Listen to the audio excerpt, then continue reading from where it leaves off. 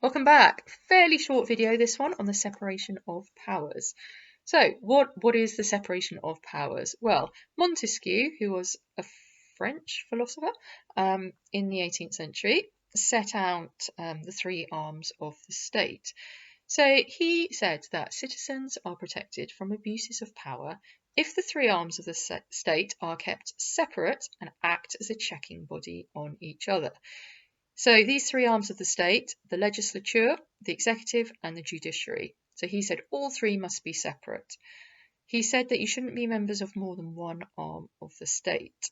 So America, for example, has this written down in their constitution. They have a written constitution. The UK does not have a written constitution.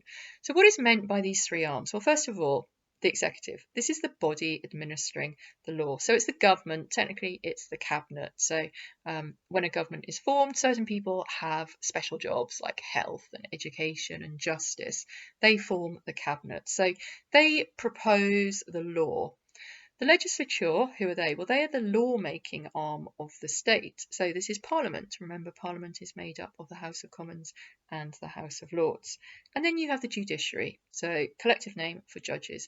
Judges will apply the law and interpret the law. So those three arms of the state need to be kept separate. They each act as a checking body.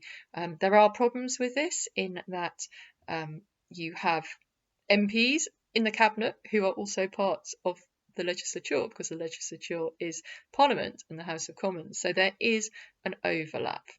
Okay, the next video is going to talk about independence of the judiciary and why it is important.